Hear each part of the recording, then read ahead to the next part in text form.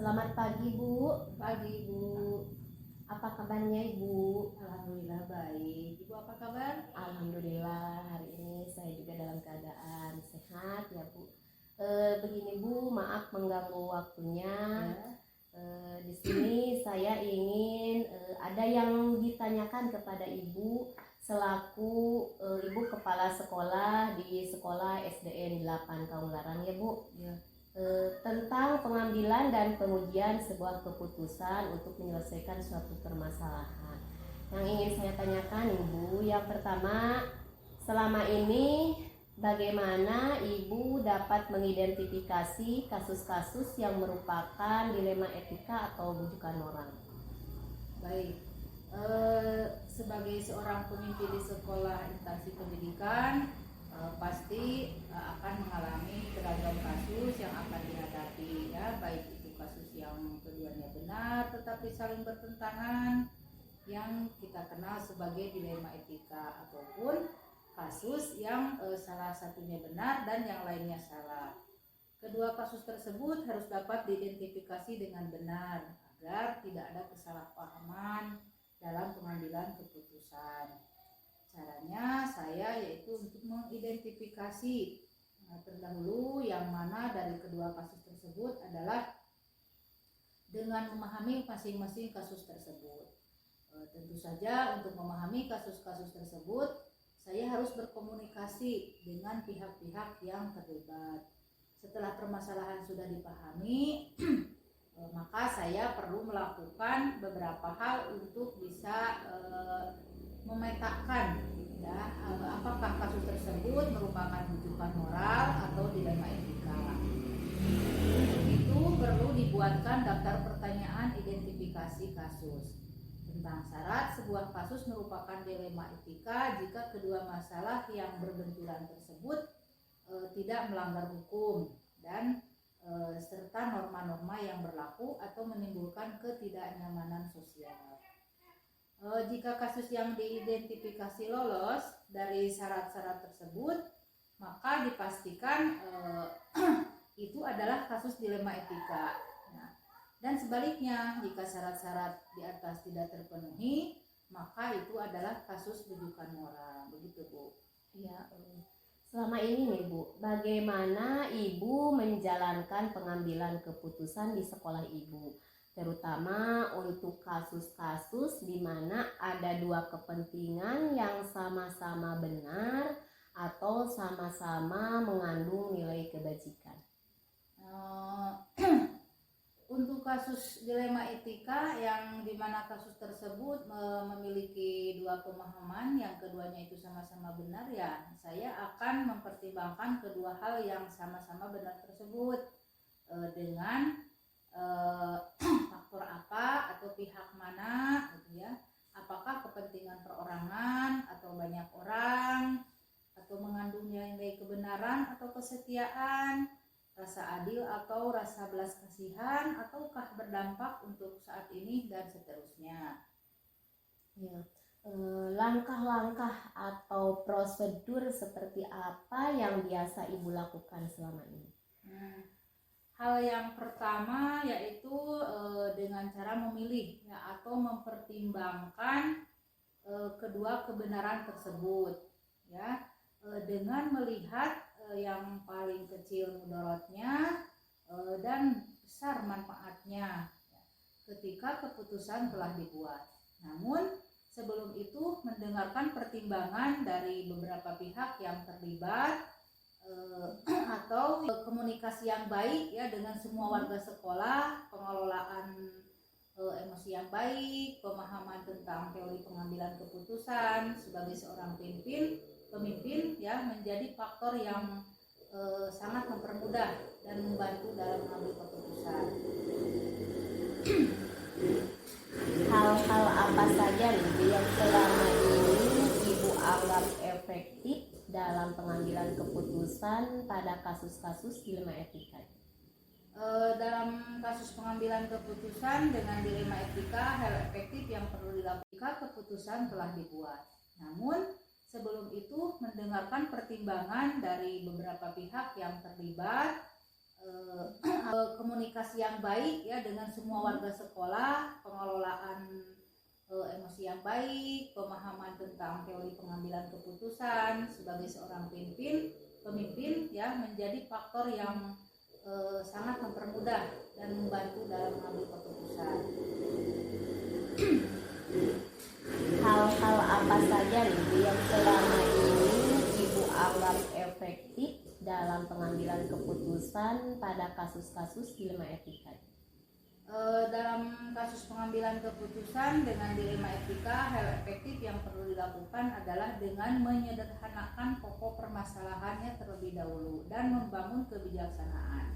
Selain itu, dengan meminta pertimbangan dari berbagai pihak yang terlibat, yang dirasa akan lebih memahami tentang permasalahan tersebut. Selanjutnya nih Bu, hal-hal apa saja yang selama ini merupakan tantangan dalam pengambilan keputusan pada kasus-kasus dilema etika itu Bu? Tantangan mungkin secara ini ya pasti ada saja ya Bu ya. Dilihat dari hasil keputusan yang diambil, mungkin akan ada pihak yang tidak dapat menerima sepenuhnya, yaitu sudah biasa ya Bu ya. Proses untuk dapat menanamkan pemahaman ya ke sebagian orang atau ke semuanya ya untuk secara ikhlas bisa menerima ya, dan menjalankan keputusan menjadi sebuah tantangan tersendiri ya bagi saya, serta untuk tetap istiqomah dalam menjalankan keputusan yang sudah disepakati bersama. Selanjutnya nih Bu, apakah Ibu memiliki sebuah tata cara atau jadwal tertentu dalam sebuah penyelesaian sebuah kasus dilema etika tersebut?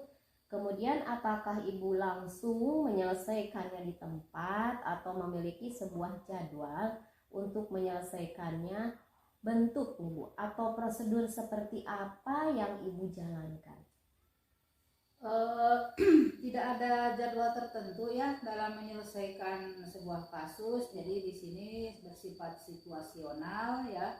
Prioritas kasus mana yang perlu diselesaikan secepatnya tergantung dari jenis kasusnya dan pentingnya kasus tersebut untuk dapat diselesaikan secepatnya agar tercipta lingkungan sekolah yang sehat, kondusif buat semua warga sekolah. Seperti itu ya Bu.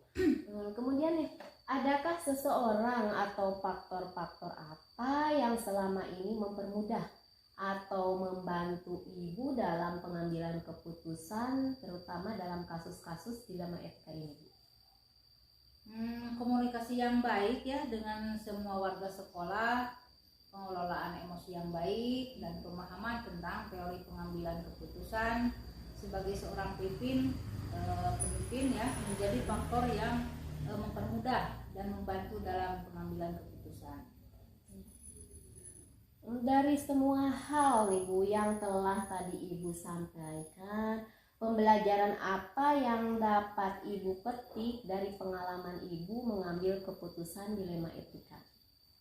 Dalam mengambil sebuah keputusan ya, maka kita pertama mengidentifikasi jenis kasus dulu, harus bisa dilakukan lebih awal ya dengan melakukan pengujian lalu lakukan pengujian benar lawan benar untuk dapat menentukan paradigma apa yang akan kita pilih sehingga keputusan bisa diambil sesuai dengan prinsip-prinsip yang tidak merugikan siswa. Seperti itu Bu. Iya. Ibu, terima kasih. Sekian banyak pertanyaan yang saya ajukan kepada Ibu. Saya dapat memetik pengalaman yang Ibu lakukan dalam mengambil dan menguji sebuah keputusan di sekolah yang Ibu pimpin. Terima kasih Ibu atas waktunya. Selamat pagi. Selamat siang Bapak. Selamat siang Ibu. Bagaimana kabarnya? Alhamdulillah baik Bu. Alhamdulillah. Maaf ya, saya mengganggu waktu Bapak. Ada yang ingin saya tanyakan, ada beberapa pertanyaan persoalan di sini Pak. Yang pertama nih Pak, selama ini bagaimana Bapak dapat mengidentifikasi kasus-kasus yang merupakan dilema etika atau bujukan moral? Ya baik Bu. Jadi begini ya Bu, kasus dilema etika biasanya itu cenderung muncul karena adanya kepentingan yang tidak sama di antara unsur yang ada di sekolah, yang kemudian menjadi isu dan bahan diskusi serta pembicaraan di antara unsur sekolah itu sendiri. Kemudian hal tersebut menjadi bahan dan referensi untuk dibicarakan di tingkat sekolah atau disampaikan ke kepala sekolah. Saya dalam menyikapi hal tersebut akan melakukan klarifikasi dan informasi terhadap pihak-pihak yang teridentifikasi untuk dimintai keterangan dan pendapat terhadap apa yang menjadi permasalahan. Dengan asumsi bahwa permasalahan pasti akan bisa diselesaikan dengan adanya komunikasi dan koordinasi, kemudian akan diputuskan dengan mempertimbangkan atau meminimalisir potensi negatif keputusan dan memaksimalkan potensi positif dari keputusan tersebut. Iya ya Pak. Nah selama ini nih Pak, bagaimana Bapak menjalankan pengambilan keputusan di sekolah Bapak, terutama untuk kasus-kasus di mana ada dua kepentingan yang sama-sama benar atau sama-sama mengandung nilai kebajikan? Jadi pengambilan keputusan terkait dengan hal tersebut saya lakukan dengan pendekatan komunikasi dan koordinasi. Karena bagaimanapun juga pemimpin itu hanya menentukan dan mengambil keputusan, akan tetapi referensi dan indikator serta pertimbangan-pertimbangan dalam pengambilan keputusan ada pada unsur di dalam organisasi, yaitu stakeholder internal dan jika berkenaan dengan hal-hal internal. Kemudian Pak, langkah-langkah atau prosedur seperti apa nih yang biasa Bapak lakukan selama ini? Jadi begini ya Bu, yang biasa saya lakukan yaitu prosedur yang saya lakukan adalah menentukan kasus tersebut berkesesuaian dengan job atau unit kerja apa. Kemudian melakukan koordinasi dan menjalin komunikasi dengan unsur-unsur yang terkait dalam unit kerja tersebut. Meminta bapak-bapak dari unsur yang ada yang nantinya akan menjadi dasar dan pertimbangan pengambilan keputusan. Hal-hal apa saja nih Pak yang selama ini Bapak anggap efektif dalam pengambilan keputusan pada kasus-kasus dilema etika? Jadi hal-hal yang efektif dalam pengambilan keputusan adalah senantiasa menjalin dan menjaga keberpihakan melalui kebersamaan dan komunikasi dengan unsur-unsur pimpinan terutama yang dapat memperkaya referensi kita dalam memutuskan kasus dilema etika itu sendiri. Baik Pak, nih hal-hal apa saja yang selama ini merupakan tantangan dalam pengambilan keputusan pada kasus-kasus dilema etika ini?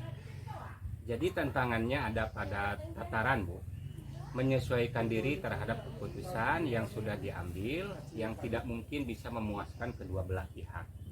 Akan tetapi paling tidak meminimalisir kekecewaan karena proses pengambilan keputusan sudah dan dilakukan dengan melibatkan unsur-unsur yang relevan di sekolah kita. Apakah Bapak memiliki sebuah tata kelola nih Pak atau jadwal tertentu dalam sebuah penyelesaian kasus dilema etika? Apakah Bapak langsung menyelesaikan di tempat atau memiliki sebuah jadwal untuk menyelesaikannya? Bentuk atau prosedur seperti apa nih Pak yang Bapak jalankan? Untuk jadwal tertentu tentu saja tidak ada ya Bu ya, akan tetapi substansi dan urgensi sangat diperhatikan di dalam menyelesaikan permasalahan, karena penyelesaian permasalahan semakin cepat maka akan semakin baik dalam rangka menjaga harmonisasi dalam lingkungan kerja.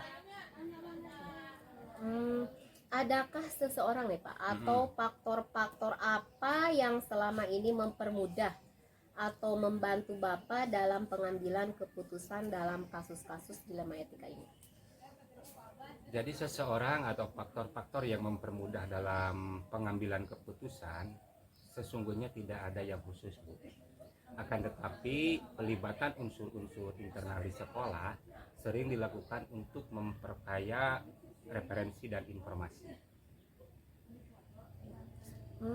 Dari semua hal yang telah disampaikan tadi nih Pak, pembelajaran apa yang dapat Bapak petik dari pengalaman Bapak mengambil keputusan mengenai dilema etika ini? Ya tentu saja sangat banyak ya Bu. Misalkan saja yang pertama itu memahami konteks permasalahan, itu yang pertama. Yang selanjutnya itu koordinasi dan komunikasi sangat penting. Jadi adanya karena selain untuk menjaga harmonisasi lingkungan kerja, juga untuk memperbanyak referensi. Itu mungkin pembelajaran yang dapat saya tangkap. Oke, Bapak baik, terima kasih.